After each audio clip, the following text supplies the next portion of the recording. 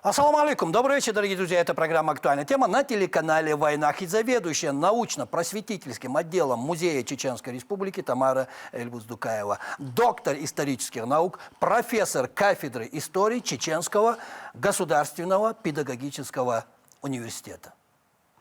Музею Чеченской Республики в этом году исполняется 100 лет. Целый век. С чем я и поздравляю наших музейщиков.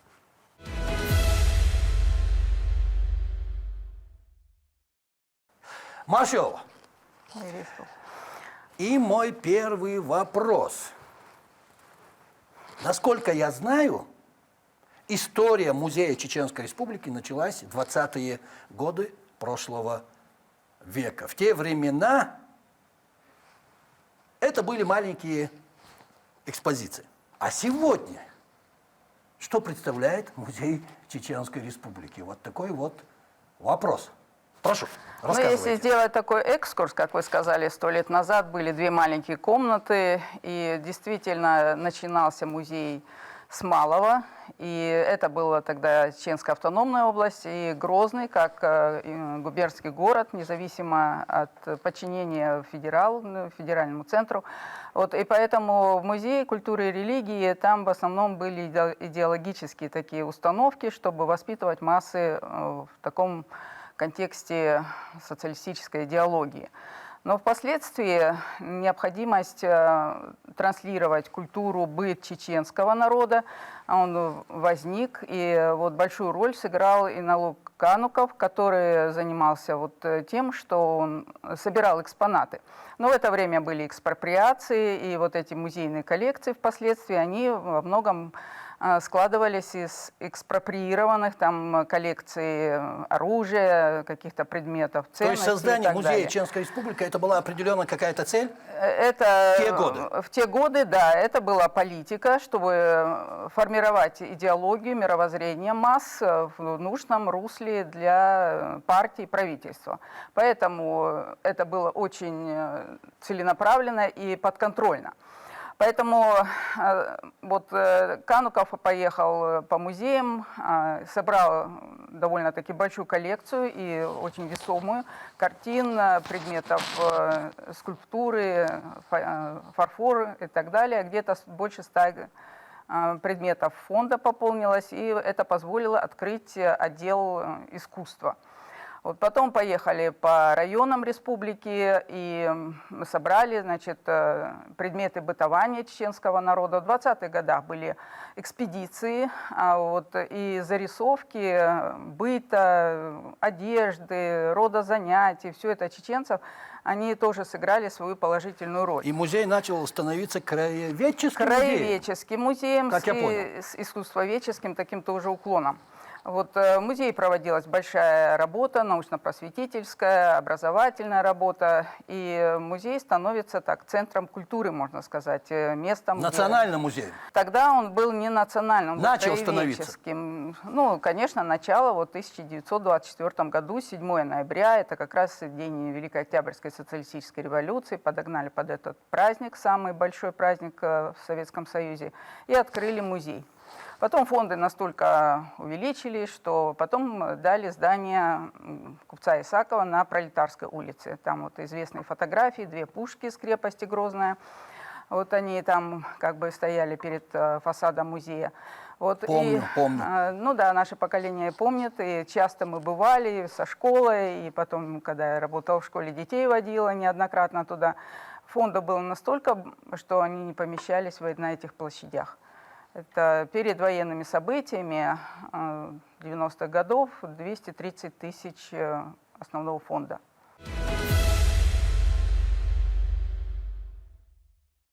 И скажите мне тогда, а каково тогда сегодня работать в главном музее Чеченской Республики? Вы заведующая научно-просветительским отделом музея. Согласитесь, что это довольно сложное направление? Даже Конечно. сегодня. Музей, он проводит фондовую, научно-исследовательскую, научно-просветительскую работу. То есть то, что изучают фонды, это потом должно вылиться в просветительскую работу. Вот, показать народу, молодому поколению, школьникам в основном, Вот разные направления. У нас до реконструкции в музее было значит, больше 10 экспозиций постоянных, и начиная с палеонтологии, археологии, этнографии, потом истории Великой Отечественной войны, вклад трудящихся чечен Ингушетии в годы Великой Отечественной войны. Вот как раз к годовщине Великой Победы можно и эту экспозицию вспомнить, и город Грозный, история современности, и живопись. То есть это комплексный музей, который показывает всю историю нашего народа, начиная с древнейших времен. Очень богатая археологическая коллекция. У вас где-то, насколько, опять же, если я не ошибаюсь, 5 филиалов у нас по республике. Да. Или я не прав? Прав. У нас 5 филиалов, которые являются тоже культурными центрами своих районов. А вот, например, музей этнографический музей Льва Николаевича Толстого, он вошел в маршрут культурного туризма, и там недавно сравнительно, в 2021 году была новая экспозиция, которая, значит, привлекает туристов из других городов, приезжают, потому что замысел очень интересный. Это река Терек, которая как бы разделила горцев и казаков. И вот фронтир, соприкосновение горцев, культур, взаимопроникновение этих культур. И надо сказать, что Лев Николаевич Толстой стал писателем именно на этой земле. На чеченской земле? На чеченской земле. А 5 филиалов – это немало? Мало. Или достаточно? Ну, наверное, вот в Республике Дагестан там десятки филиалов в музее. Наверное, нужно проводить работу, чтобы... это связано и с финансированием, это связано с юридическими моментами. Ну и чтобы сделать музей сейчас, видите, это стало как бы модой. Даже в школах сейчас открываются музеи. Вот где взять экспонаты? У нас проблема, чтобы пополнить музейный фонд. А действительно, откуда экспонаты? Кто вам их приносит? Или вы сами, сотрудники музея, выезжаете, ищете, раскопки проводите? Как все это происходит? Ну, по-разному. Бывает, хотят продать, бывают, дарят. Бывает, мы проводили акцию, и сейчас она у нас проводится «Подари музею, сохрани потомкам». И люди приносят, приносят такие предметы быта в основном. А вот наиболее ценные предметы, вот, допустим, нам подарили кинжал и шашку, по легенде, принадлежащую Бейбулату Таймиеву. Это очень ценный подарок, известно. Вот шашка Топы Чермоева, сделанная известным клиночником Башировым со старых атагов. Эти экспонаты у нас есть? Эти экспонаты у нас есть. У нас большая коллекция холодного оружия, у нас огнестрельное оружие. Но опять же, меценатов таких, чтобы подарили нам музею такие экспонаты, мало. Вот желательно, чтобы они откликнулись, может быть, пополнили. Думаю, после нашей программы, нашего разговора, меценаты появятся. Я очень будем на это надеяться.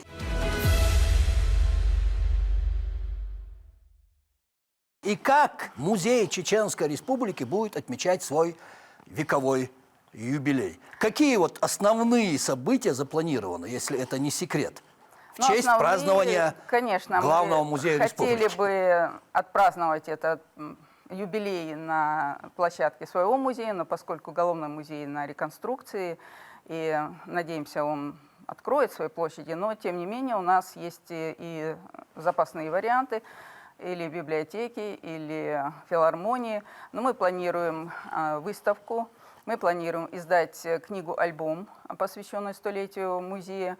Мы планируем разную продукцию с логотипом музея, с столетней датой. А также, наверное, будет юбилейная такая торжественная часть. И все это сейчас у нас таким активным образом обсуждается и вносятся свои какие-то предложения. Пишется сценарий, возможно, там много будет. Но вот конференция, книга, альбом о столетии музея и разные такие конкурсы, выставки, это мы все планируем к столетию. Подготовка музея. идет? Подготовка полным ходом идет. Вот вы сказали, закрыт на реконструкцию. А что будет сделано за время работ? И когда планируется открыть музей? Ну, если сам глава республики проявляет активный интерес к тому, чтобы быстрее это событие состоялось, то я думаю, что это будет в скором времени. Тем более, это проект профинансирован. Он должен как бы органически влиться в новый вот этот район, который строится архитектурный, чтобы ансамбль не диссонировал, увеличатся площади музея, и мы можем развернуть на этих площадях новые выставки, новые экспозиции, привлекать передвижные выставки, которые извне, они очень активно предлагают нам свои выставки из других музеев страны, и поэтому мы надеемся, что это будет как бы местом культурного развития не только нашего народа, но и, может быть, и региона. Как всегда и было, кстати. Как всегда и было. Потому что музей – это не только экспонат или артефакт. Это уже сейчас в современных условиях с теми технологиями, которые существуют. Это и кафе, это и какие-то площадки для того, чтобы мастер-классы проводить. Это и кинозал, где можно транслировать фильмы. У нас, кстати, был хороший кинозал, вот он еще будет лучше, я видела эти проекты.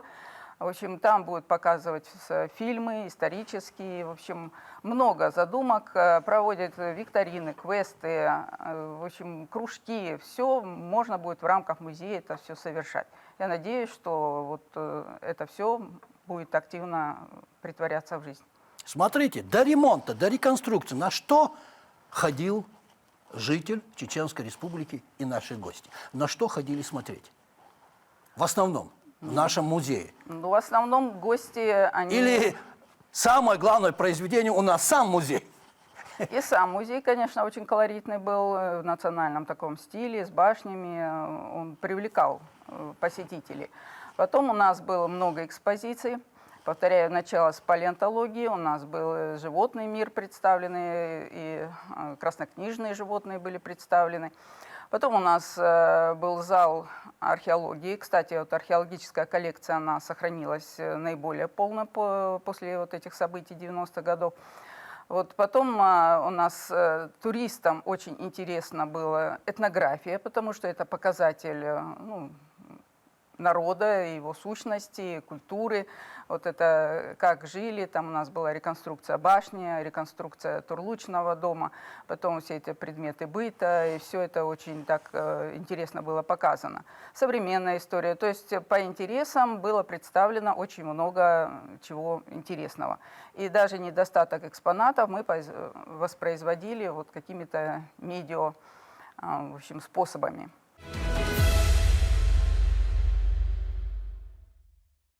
Я сейчас хочу у вас спросить, задать точнее вот такой вопрос. А что значит музей для нашей республики и для нашего народа?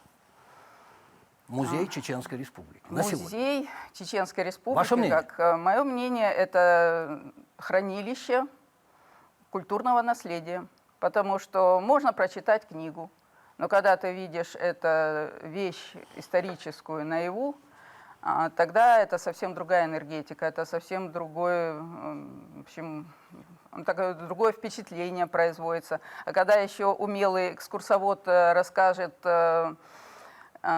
как это было, в каких исторических условиях это происходило, как жили наши предки, как они трудились, как добывали хлеб насущный, показывая вот эту же зернотерку, тот же плуг или там кувшины, как ходили по воду. Но это совсем другое восприятие, потому что рассказ, наложенный еще и на визуальный такой предмет, это двойное, так сказать, тройное восприятие идет. Можно сказать, что музей – это история памяти народа? Ну, естественно. Это правильно будет, если так сказать? Сохраненная в предметах память народа. Это Вот. как бы код генетический народа, ДНК. Если музей уничтожить, вот куда мы идем в первое время, когда мы приезжаем в какой-то город или в республику, мы идем в музей. Мы хотим познакомиться с культурой, традициями, обычаями этого народа. Посещаем музей, смотрим и имеем представление об этом народе. Так и к нам туристы приходят для того, чтобы ознакомиться с культурой народа, с историей. Потому что музей – это собрание культурных артефактов, предметов, через которые история говорит. Вы хорошо сказали, история говорит. Но есть некоторые, какие эксперты, которые иногда заявляют, что музеи, они ушли в прошлое, мол, их нужно отпустить. Они сегодня в современном мире не ахти как востребованы. Ваше мнение? Ну, те, которые так говорят, наверное, они никогда не были в музеях и не знают, какие очереди бывают там в Эрмитаже. На одну картину выстраиваются толпы, и они что, считают, что музей устарел? Вот я считаю, что музей – это хранитель муз, это то место, где человек получает заряд не только знаний, но и такой энергии, которая позволяет гордиться своим народом, чего они достигли в те глубокие времена, когда, например, смотришь изделия даже каменного века, с каким трудом это сделали каменный топор, отшлифовали его, сделали там нуклеусы и так далее. То есть вот эта культура музейная, она должна прививаться с детства. И поэтому у нас реализуется программа «Музей детям», чтобы даже с детсадовского возраста привить эту культуру. Конечно, взрослое население, которое переживало вот эти суровые времена, когда надо было выживать, им было не до музеев. А сейчас все условия. И работа по Пушкинской карте у нас активно проводится, у нас сотни мероприятий по Пушкинской карте. Это очень такое хорошее подспорье. Когда тебе 14 лет, ты получаешь эту карту, там лежат деньги, ты можешь посетить театр, ты можешь посетить музей. И у нас вот по Пушкинской карте, конечно, ведется очень большая работа. И в филиалах, они сейчас основную нагрузку берут на себя. Ну и мы тоже не сидим на месте. Головной музей на разных площадках открывает выставки. И вот выставка репродукции картин наших известных в Грозном моле. И будет Грозная выставка. Ну, в общем, мы стараемся везде обозначить себя.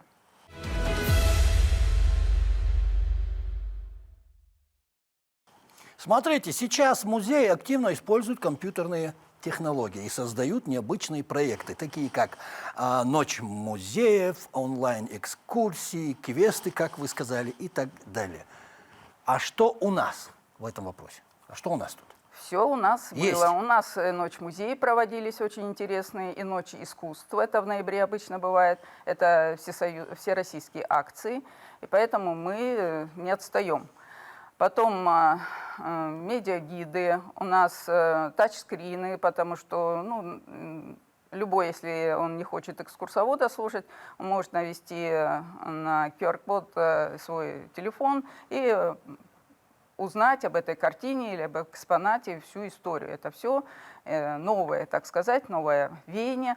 Поэтому То есть мы не отстаем от новых технологий? Мы даже где-то идем вровень, а то и вперед. Мы, например, выиграли конкурс, это несколько лет было до реконструкции, и несколько наших, дальше десятки предметов вошли вот в этот медиа, так сказать, проект, что все могут ознакомиться с экспонатами нашими при желании. И потом в 2013 году у нас открылся виртуальный филиал Русского музея. Он тоже будет реконструирован, конечно, в дальнейшем. И посетители могли попутешествовать виртуально по залам музея, посмотреть экспонаты. Это очень интересно. Смотрите, еще такой вопрос. Если я не ошибаюсь, года 3 тому назад где-то нашему музею была передана картина Александра Головина, портрет этого Сяна в будуинской повязке, да? Снятая с выставки Третьяковской галереи после появления информации о том, что это полотно было похищено из города Грозный. А сколько вообще было утрачено и сколько на сегодняшний день возвращено и ждут своего возвращения домой? Есть какая-нибудь информация? Вы немножко, сейчас время стремительное, это было в 2019 году уже. Так. Да, вот это навело такой резонанс. Действительно, Третьяковка представляла выставку, и из частной коллекции была представлена картина Тадевосян в бедуинской повязке, это экспрессионизм. И тут, один журналист, он определил, что это картина из музея Захарова бывшего. И, к сожалению, у нас очень мало сохранилось документации учетной, поэтому, но здесь нам повезло то, что в 1967 году она была передана на реставрацию. И вот по таким следам, вот по каким-то свидетельствам мы доказали, что эта картина наша. Надо отдать должное. Приходилось доказывать? Да, приходилось доказать, естественно. Владелец нынешней картины, до того, как она была передана, он не возражал, он передал эту картину музею, и она пополнила нашу коллекцию. Но, к сожалению, если считать, что где-то до того, как объединился музей изобразительных искусств, там где-то 4,5, а то и больше было экспонатов, то сейчас их гораздо меньше, многие утрачены. И, может быть, это к счастью, не все они утрачены навсегда. Потому что с аукциона Сотбис были возвращены две картины графа и графиня Зубовы. В последний момент по линии Интерпола их вернули. Потом в ходе следственных мероприятий, это где-то в 2015 году, была возвращена картина Колчина «Горец с лошадью». Вот потом нам вернулась картина Тропинина «Юноша с книгой» или «Мальчик с книгой» XIX века. То есть надежда, что вот тоже в военно-археологическом журнале была заметка, что доспехи средневекового рыцаря. Это 11, по-моему, год. И потом наши археологи определили, что это с нашего склепа. Они все были на аукцион выставлены в частных коллекциях? Нет, они попали в музей Ставропольский, оттуда, значит, путем опять переписки с Минкульта, значит, нам вернули это доспех. Там ценность в том, что это полный доспех, начиная со шлема, кольчуги, надлокотники, и все это в таком довольно-таки хорошем сохраненном состоянии. Поэтому у нас есть надежда, что вернутся наши экспонаты потихоньку. Но говорили, как еще археологические экспедиции. Они находки возвращают, изучают. Допустим, Академия наук проводит активную такую экспедиционную работу. И наши экспедиции? Наши экспедиции. Из нашей республики? Из нашей республики они нам предоставляют. Тоже несколько лет назад, вот буквально перед Новым годом, было где-то 1400 экспонатов из Кургана. К нам пополнилось. Дарения бывают. Вот фонд Тимченко нам подарил большое количество картин советских художников.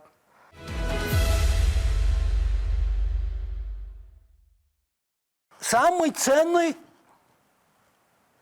экспонат нашего музея? Так нельзя говорить, самый как ценный. Ну, они все нам ценные. Но если говорить о значимости, то Хорошо, это... перефразирую свой вопрос. Самый значимый экспонат нашего музея? Ну, наверное, из коллекции оружия это, наверное, шашка Топы Чермоева. Можно привести картину Франца Рубо «Пленение Шамиля», которую уже закончили реставрировать. Она тоже в 2000 году готова была уже контрабандно вывезена. И мы ее скоро увидим. Я думаю, что когда отреставрируют, восстановят музей, и там будет она занимать свое почетное место. Она уже почти подошла к концу реставрации. Приятные новости, хорошие новости. Да, там много у нас таких интересных экспонатов, которые по-своему дороги, нам все дороги экспонаты. Есть на что посмотреть. Есть на что посмотреть. Есть надежда, что и гостям республики, и местным жителям будет интересно. Тем более будут приглашены лучшие, наверное, дизайнеры, экспозиционеры, которые сумеют обыграть каждый экспонат и показать его во всей красе. Хорошо, смотрите, музей не только коллекция, экспонаты, но и люди. Вы уже об этом говорили. Гиды, экскурсоводы. Кто они? Современные музейщики, если можно так сказать. Ну, во-первых, к музейному работнику предъявляются большие требования, потому что он должен быть эрудированный, он должен быть начитанный, он должен хорошо говорить, потому что заинтересовать посетителя в зависимости от того, какой он, или это подросток, или это ученый, или это домохозяйка. Вот каждому надо найти свой подход и объяснить ему доступным или научным языком значит, то, что его интересует. Потом они должны быть креативными, мыслить, так сказать, современными понятиями. И еще к музейным работникам предъявляется такое требование, как знание современных технологий, о которых мы говорили. Умение. Это обязательно? Это обязательно. В современных условиях, молодежь, которая к нам, у нас в основном молодежь работает. Бывают случайные люди, как и везде, но те, которые остаются, они как бы прикипают, потому что музей притягивает. Это интересно работать в музее. Это каждый раз что-то новое. Это выставки, это люди, которые приезжают, это вот обмен, в общем, Вы их где-то мнениями. готовите или сами приходят Ну, к в вам? университете есть специальность музейное дело и культурология. Там готовят специалистов для музеев. Ну, историки, конечно, приходят к нам, гуманитарии, филологи. В основном мы оттуда черпаем наши кадры. Ну и воспитываем. Курсы проходят они постоянно, квалификации. Получают сертификаты, узнают что-то новое. Вот поэтому музей это не замершее какое-то состояние, постоянно движется. Некоторых понятий, как-то вы сказали, что это что-то рутинное, что там никаких движений нет, у нас постоянно идет работа. У нас отдел средневековой новой истории, у нас отдел археологии. Они проводят огромную работу по популяризации исторического культурного наследия А чеченского экскурсии у народа. вас на русском языке только лишь? У нас экскурсии на русском языке, потому что гостям на русском, но у нас все экспонаты, они и на чеченский язык переведены. И переводятся, значит, при желании проводятся экскурсии на чеченском языке, если заказывают. Спасибо. Спасибо, что пришли, ответили на мои вопросы, высказали свое мнение. У вас есть, если вы желаете, 30 секунд поздравить своих коллег с вашим вековым юбилеем.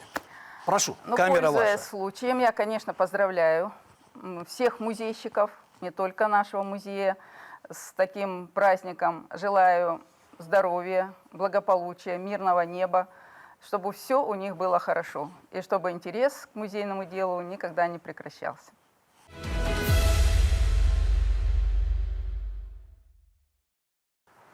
А на сегодня это все, дорогие друзья. Я хочу присоединиться ко всем словам поздравления нашего дорогого гостя и сказать нашим музейщикам: с праздником вас, 100-летним юбилеем. Всех вам благ и удачи.